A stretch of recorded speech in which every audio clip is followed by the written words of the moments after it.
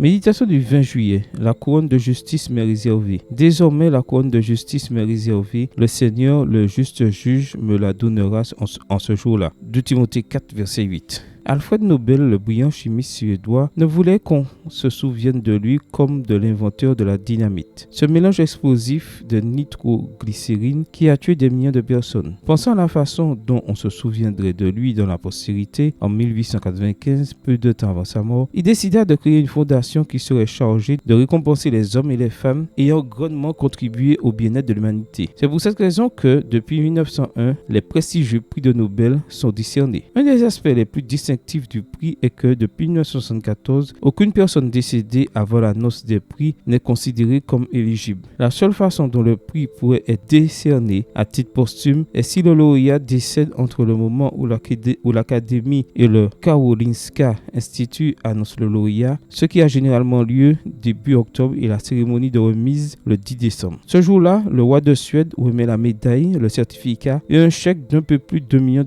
Notre bon Dieu a réservé un prix incroyable pour chacun de nous. Et ce prix sera reçu à la fois par ceux qui sont vivants quand il reviendra une seconde fois et par ceux qui sont morts. La Fondation Nobel ne peut pas ressusciter Gandhi pour lui décerner le prix Nobel de la paix bien mérité. Mais notre Dieu puissant ressuscitera tous ceux qui recevront le prix céleste. Donc que nous vivions ou mourions, le prix sera à nous. Conscient de sa proche exécution, Paul a exprimé sa confiance en la récompense divine lorsqu'il a écrit « Désormais la couronne de justice m'est réservée. Le Seigneur, le juste juge, me la donnera en ce jour-là. Et non seulement à moi, mais à tous ceux qui auront aimé son apparition. » Voyez l'assurance de l'apôtre. La couronne de justice m'est réservée. Le mot grec apokémé, traduit ici par réservé, était employé dans les documents de l'époque pour désigner un produit qui avait déjà été mis en lieu sûr, qui a été mis de côté pour soi. Dieu a mis notre récompense de côté. Elle nous attend. Amen. Bonne journée à vous et que le Seigneur vous bénisse.